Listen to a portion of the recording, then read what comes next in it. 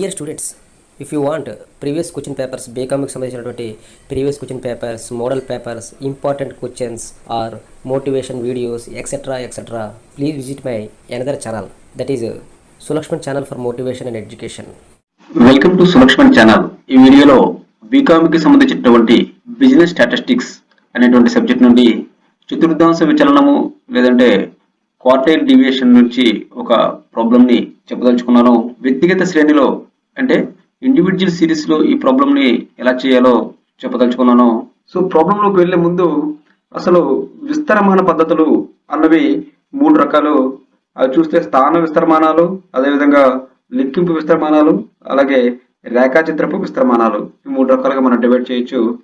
So ఈ స్థాన విస్తరమానాల్లో ఒకటి వ్యాప్తి అంటే రేంజ్, రెండవది చతుర్థాంశపు విచలనము అంటే క్వార్టైల్ డివియేషన్. ఈ 2 రకాలుగా మనం విభజించవచ్చు. సో ఈ ప్రాబ్లంలో మనము క్వార్టైల్ డివియేషన్ లేదా చతుర్థాంశ విచలనం గురించి చెప్పుకుందాము.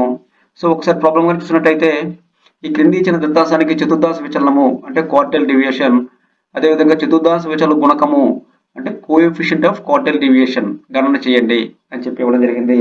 రోజు అని చెప్పి సోమ, మంగళ, బుధ, గురు, శుక్ర, శని, ఆది పార్కులో సందర్శకులు అని చెప్పి 25, 30, 35, 40, 50, 55, 60 ఈ విధంగా ప్రాబ్లం ఇవ్వడం అనేది జరిగింది. సో వ్యక్తిగత శ్రేణిలో లేదా ఇండివిజువల్ సిరీస్లో ఈ విధంగా ప్రాబ్లం ఇచ్చినప్పుడు ఏ విధంగా చేయాలని ఒకసారి చూసినట్లయితే దీన్ని చాలా ఈజీగా మనం చేయొచ్చు. కాకపోతే దీనికి కొన్ని సూత్రాలు లేదా ఫార్ములాస్ ఉన్నాయి. అవి కొద్దిగా తెలుసుకుంటే చాలా ఈజీగా ఈ ప్రాబ్లం అనేది చేయొచ్చు.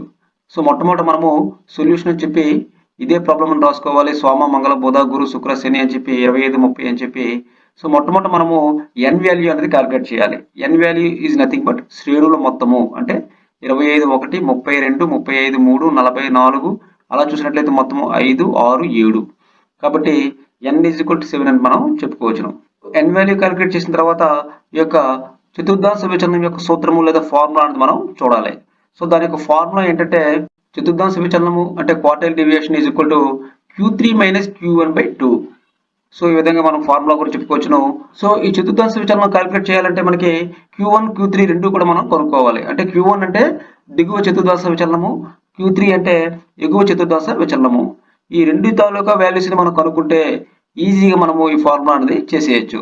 సో ఒక్కసారి Q1 లేదా దిగువ చతుర్థాంశ విచలనం గురించి కానీ చూసుకున్నట్లయితే Q1 ని మనం ఏ విధంగా క్యాలిక్యులేట్ చేయాలి, లేదంటే Q1 తాలూకా సూత్రం ఏంటి అని మనం ఒకసారి చూసినట్లయితే Q1 is equal to n+1/4 అంశము అని మనం చెప్పుకోవచ్చును.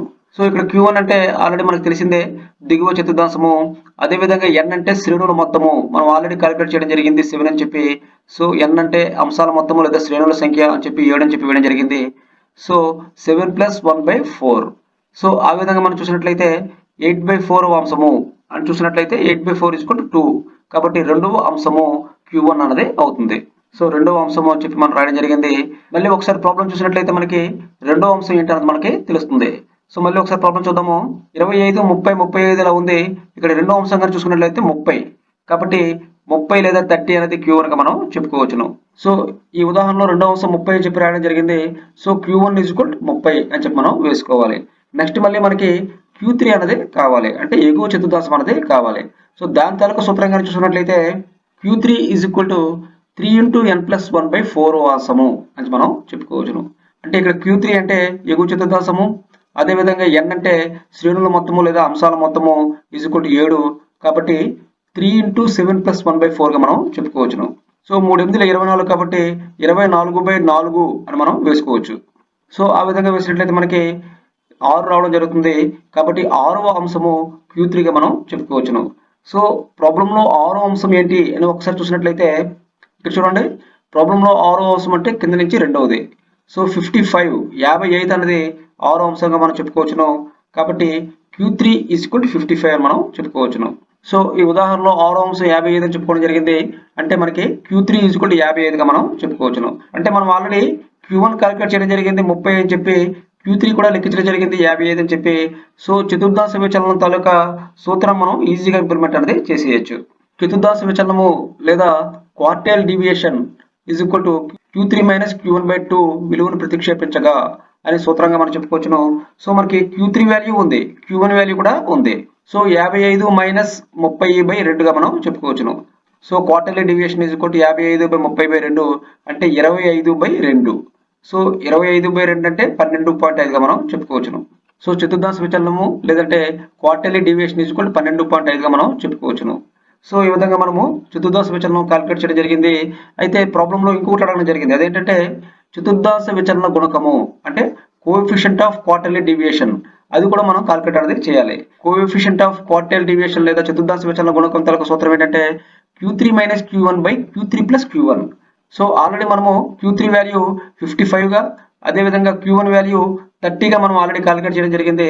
సో ఈజీగా ఈ ఫార్ములా అనేది మనం చేసేయచ్చు. సో 55 - 30/55 + 30 ఆ విధంగా మనం వేసుకోవాలి. సో 55 నుంచి 30 తీస్తే 25, 55 + 30 అంటే 85. సో 25ని కానీ 85 చేత డివైడ్ చేస్తే మనకి పాయింట్లో వాల్యూ రావడం జరుగుతుంది, 0.3 రావడం అనేది జరుగుతుంది. సో ఈ విధంగా మనము చతుర్థాంశ విచలనము లేదంటే క్వార్టర్లీ డివియేషన్ అదేవిధంగా చతుర్థాంశ విచలన గుణకము అంటే కోఎఫిషియంట్ ఆఫ్ క్వార్టర్లీ డివియేషన్ ఈ రెండింటిని మనం క్యాలిక్యులేట్ చేయడం జరిగింది. సో ఎగ్జామినేషన్ పాయింట్ ఆఫ్ వ్యూలో చూసుకుంటే చతుర్థాంశ విచలనం లేదా క్వార్టర్లీ డివియేషన్ కూడా మోస్ట్ ఇంపార్టెంట్ ప్రాబ్లమ్గా చెప్పుకోవచ్చును. సో ఇండివిజువల్ సిరీస్ లేదా వ్యక్తిగత శ్రేణిలో కానీ ఇస్తే ఈ విధంగా మనం చేయాలి. ఇంకొక ముఖ్యమైన వీడియోతో మళ్ళీ మీ ముందుకు వస్తాను. Thank you very much.